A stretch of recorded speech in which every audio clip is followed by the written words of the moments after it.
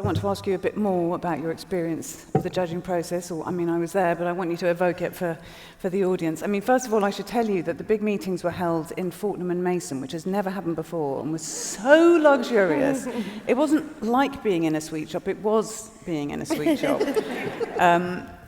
Just fantastic, wasn't it? Nice tea. Oh, yeah. The tails were a bit distracting. Yes, it was amazing, quite extraordinary. What, do you want me to go through the whole thing? No, you don't have to worry. I wanted to just settle on, think of Fortnum and Mason and close our eyes. Actually, I really want to ask you about reading together as opposed to individually, because you start with this very private experience and then you come together, and what does that do, reading together? Chris, you haven't spoken much. You want to say? Have I not? Not so much. Talking about singling me out. I thought it was really kind of amazing because it's a very individual experience and a solitary experience, reading a book. One of the beautiful things about it, but then there's this whole other level to it when you talk to people about it. And the great thing about sort of ploughing through these books, having to read more or less a book a day, was knowing that at the end of the month you got the reward of being able to share your thoughts and feelings about all these books with all these other great readers that you were in this gang with, and because you had to be secret, because entries are kind of secret to the prize, so you couldn't sort of outside my house I couldn't talk to people, and normally you want to enthuse, right? If you read something great, you want to put it in someone's hand, you want to tell them, you've got to read this. You're thinking of readers as you're reading stuff who would love these books. So that sense of coming together and sharing it was really a really beautiful thing. We were talking about changing each other's minds. Do you remember that? Do you remember points when that happened? There were many. Yes, there were many. Yeah. And I think, in fact, toward the end, I think our last big deliberation, which was, I think, a very large, the number was significantly higher than it had been in our previous conversations, so maybe by even 8 or 10 books. We had ambitiously, and including in there was a very, very long book. And we were discussing books, and Chris talked about it, and I went back and started the book again. And it was because of his enthusiasm, just the way he talked about his experience of reading it, that made such an impression on me. And I reached out to him not soon after and said, I'm so grateful that we have these conversations because I fell in love with the book. And that's the kind of experience it was always. It was conversations that were really enlightening, but they were also exciting and fun and silly sometimes, but it was just very thrilling to be around people who love books as much but are just so articulate about that very solitary experience of reading and what it can mean to a reader. Kylie? I agree. It's usually when you do read a book on your own and you think, oh my God, I have to talk about this book to someone, and then you have to force your family and friends to try and read it. But here, we didn't have to do that.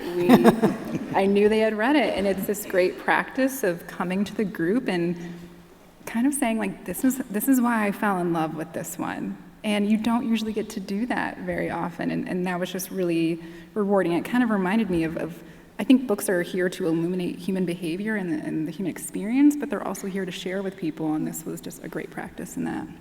Yeah, I think it's really striking that we say this often, but you've each read a different book, even when it's the same book. Mm-hmm. So the task in a judging meeting is not really to say in, out, yes, no, and to judge, but to re-describe, to come in and say, this is the book I read, is it the book you read? And then somehow you come together. And what I love about sitting with you and witnessing this is that somehow the best books really become bigger or more enriched by the fact that you've discussed them. The other thing that I learned, and I really think it's because I was this particular group, was how to be a much better advocate for a book that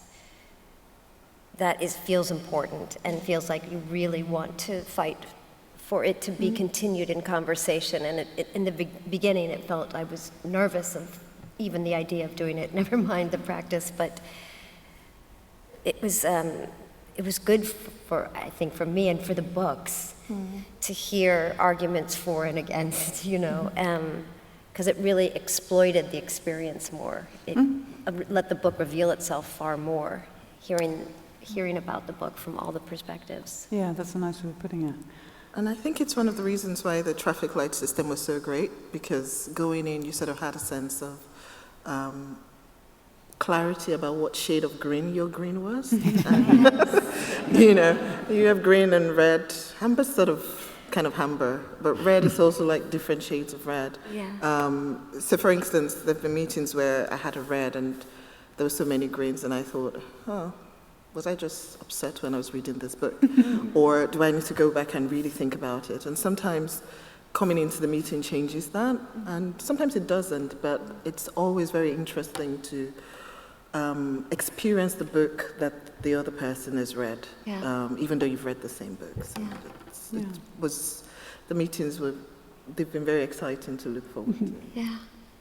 I feel like, Obama, you were very open. When you would send in your spreadsheets, you would say, I just don't know really what I felt at this point. And as the sort of as the work went on, you would feel even less sure, which I think is a really good sign. You know, you can hear each other's voices in your heads. You can, you know, you don't want to come into the meeting being absolute. You know, and you know, it's such a prize that makes a difference to a writer's career. You know, and I'm very aware of that. So you come to it, and I assume everybody does that with a sense of responsibility.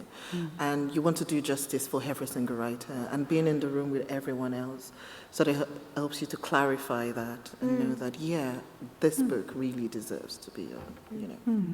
So you didn't start with set criteria. There are no specific criteria. Do you know now, in retrospect, what you were looking for?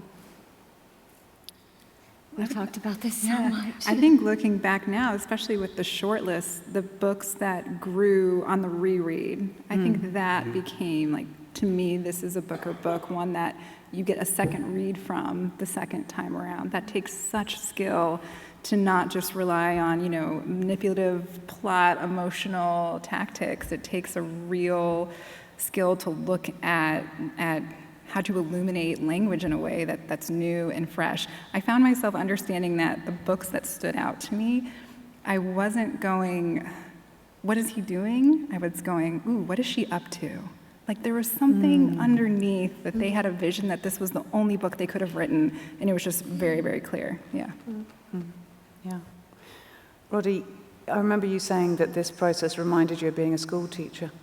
Did a bit, yeah. Yeah. What kind of class are this lot? Oh, top.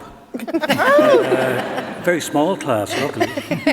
When I started teaching in 1979, there were 38 in one of my classes, which I find unimaginable now. But anybody who knows me, if I compare an experience favorably to teaching, they know it was a good experience. I loved being a teacher. So to a degree, it was a bit like being a teacher, being at the top of the room and trying to make sure everybody spoke and really being enjoyed. The reason I fell in love with teaching is because I loved listening to the kids, you know.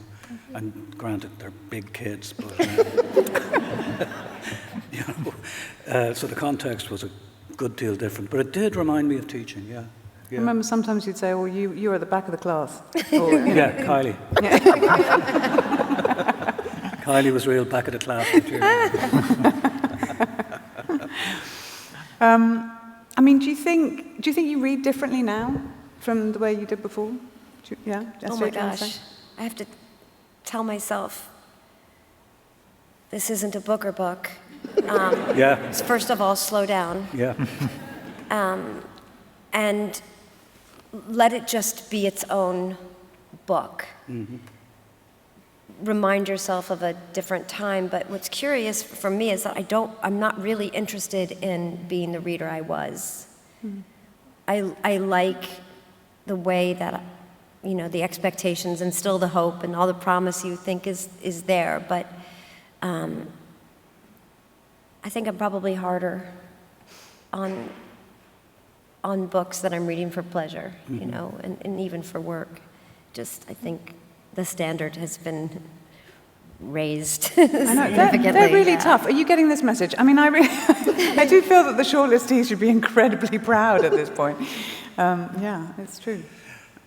I remind myself that I don't have to read. I used to enjoy it. But you have to put the bins out now and do the washing up and things like that. Yeah, and all these domestic chores. I have my kids' names on a post-it on the fridge.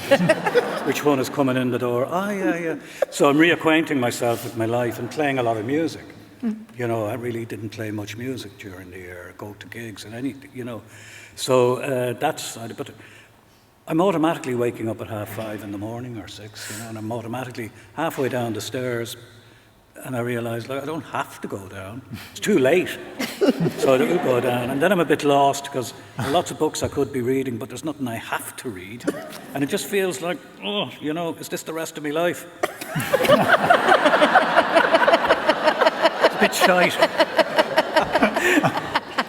So I'm putting the call out. I want to do it again. No, I don't. It's the last thing I want to do. You're welcome. Come back. It took a good while. It's a bit like, there was I doubt if anybody would remember who was at the table, but the old buses, if you were a young lad, I used to jump off the bus before it stopped. It was a thing, you had to. So, but you had to time it really well. You had to hold on to the bar and run beside the bus for a while and then let go. Because if you let go too quick, you were going to spin, you were off, and probably smashed against a wall or something. And finishing the reading was a bit like that, a bit like jumping off. I'm still running beside the bus, holding on to the bar, you know. It didn't stop where it's supposed to stop, and it's gone on to the next stop, and I'm still furiously running. Hey, can I just say, books. you're not done. You've still got to choose a winner. I know, but it's different. The second time round, I think we all agreed we had time to savour, to read slowly, to go back over a bit of dialogue. Whereas the big difference with the 153 was that you put on blinkers and you just read, and you wouldn't go back over to see who's that character. You know, you just had to keep going. And that's stopped now, really. So we've loads of time. I think some people might get a nosebleed thinking they have to read 6 books in a month and a half. But for us, Yeah. we'll be done. I'm flying home tomorrow. I'll have them finished by the time I get to Dublin.